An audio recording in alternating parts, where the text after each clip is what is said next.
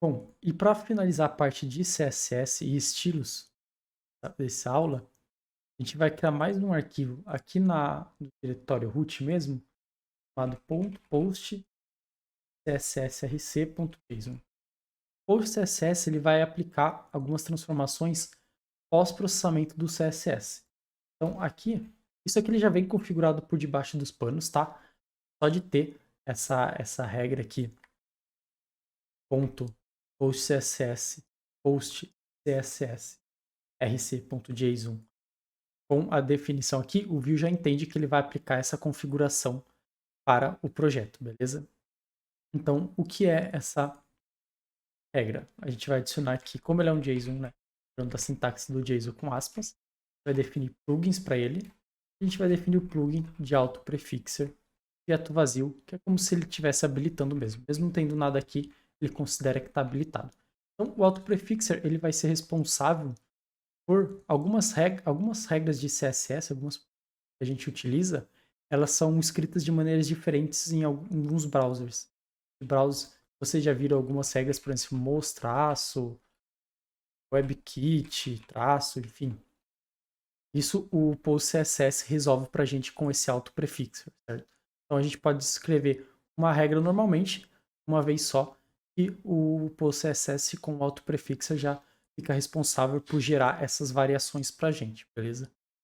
E, novamente, é bem legal ler sobre isso e vai ajudar bastante. Bom, uma coisa que eu percebi aqui, caso a aplicação de vocês já estivesse rodando e estiver dando algum erro envolvendo os mixins, as variáveis aqui que a gente acabou de definir, para a execução do projeto e roda ela de novo, yarn serve ou npm run serve, deixar ele buildar de novo, e aí ele vai sumir com o erro.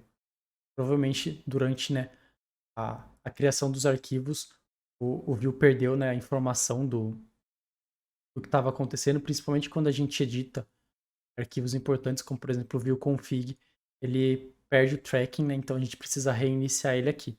Então se algum de vocês estiver dando esse erro, fica atento, reinicia a execução do projeto, que provavelmente o erro vai sumir. E se continuar dando erro, coloca aí na seção de comentários que a gente tenta identificar o problema, se não estiver funcionando, mesmo depois de revisar o código, por exemplo, lá no GitHub ou revendo o vídeo, ok? Bom, então agora que já voltou a funcionar aqui, a gente já finalizou essa parte de CSS.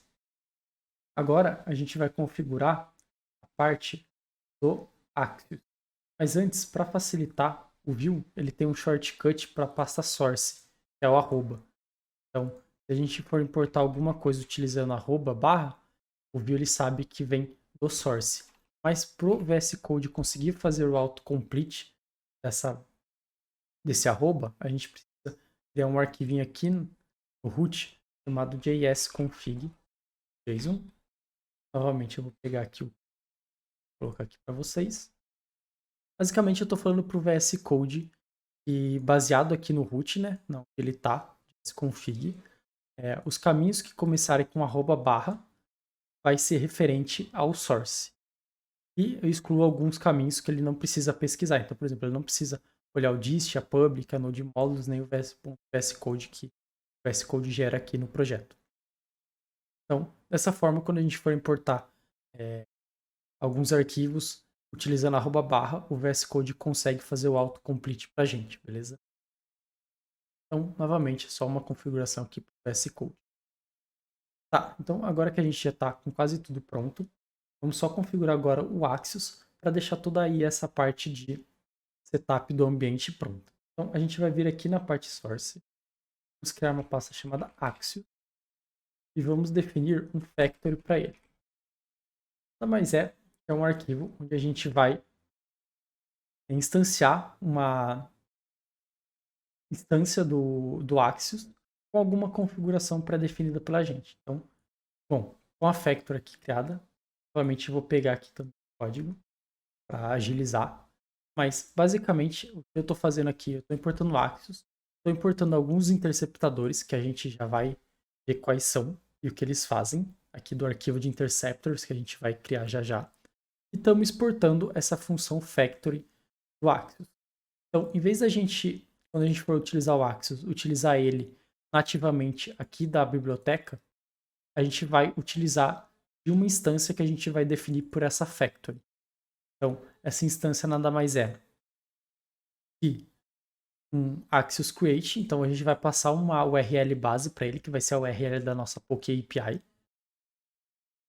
E a gente vai falar para toda request ser interceptada por esse request interceptor. Toda resposta de API que a gente tiver, a gente vai utilizar o interceptador de resposta de sucesso e o interceptador de resposta de erro. Certo? Então a gente está meio que sobrescrevendo o que o Axios faz com a nossa própria instância, para a gente ter um controle maior do que está acontecendo. Então, e o que são esses interceptors? Vai criar aqui interceptors, JS. Novamente eu vou pegar o código aqui para agilizar a vida. Pulando aqui, basicamente, o interceptador de request vai simplesmente pegar a configuração que a gente passar e retornar ela. A gente meio que nem vai mexer, mas se vocês quiserem entrar mais a fundo e brincar com essa parte, vocês podem influenciar aqui na interceptação da request. Se vocês quiserem, por exemplo, colocar alguma configuração extra que vocês podem interceptar e passar essa configuração extra. Aqui, sempre que a gente receber uma resposta de sucesso, para não ter que acessar toda hora a response.data, quando a gente receber essa resposta, a gente já manda ele retornar a response.data. E a mesma coisa para interceptação de erro. Então, em caso de erro, a gente vai simplesmente e aqui eu vou rejeitar essa resposta. Então, se esse erro tiver a propriedade de response, ele manda ela, senão ele manda o erro como um todo. E a gente manda como rejeitado essa parte da response direto. Se vocês quiserem brincar com isso, estudar um pouquinho sobre o Axios e incrementar isso, modificar e tudo mais, fique à vontade.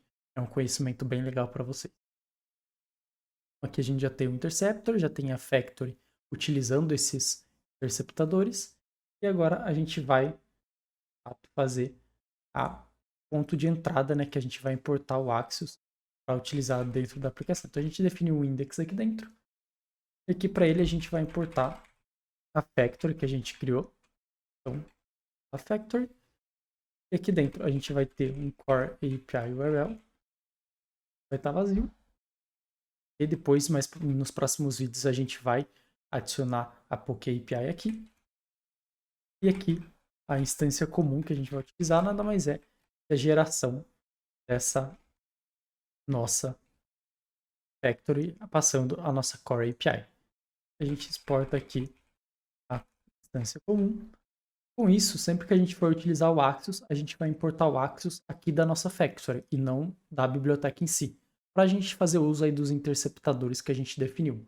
Então, novamente, aqui na factory ele recebe uma URL que a gente vai definir nos próximos vídeos.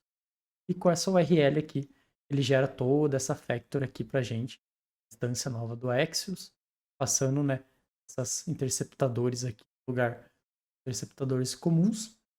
E a gente vai utilizar esse Axios aqui para fazer as chamadas. Okay? Esse vermelho que aparece aqui é um enter ali a mais. Às vezes aqui o VS Code ele dá problema aqui, mas não precisa se importar, tá funcionando perfeitamente aqui, ok? Não importa com esse vermelho aqui. Se no caso de vocês estiver também. Bom, então, para o vídeo de setup é isso. Então, eu acho que com isso, com o vídeo a gente fica por aqui nesse vídeo de setup. E no próximo vídeo, aí a gente entra já com a parte da criação dos painéis da nossa Pokédex. Então, só para mostrar para vocês como está ficando, dá um F5 aqui, pode ver que agora ele ficou amarelo, justamente por causa daquele modificador, né, daquele mixin do SAS que a gente criou. Então, a princípio, a tela inicial, nosso Pokédex está assim. No próximo vídeo, a gente vai começar a criar os painéis, que é a estrutura vermelha ali, o desenho da nossa Pokédex, beleza? Então, até no próximo vídeo.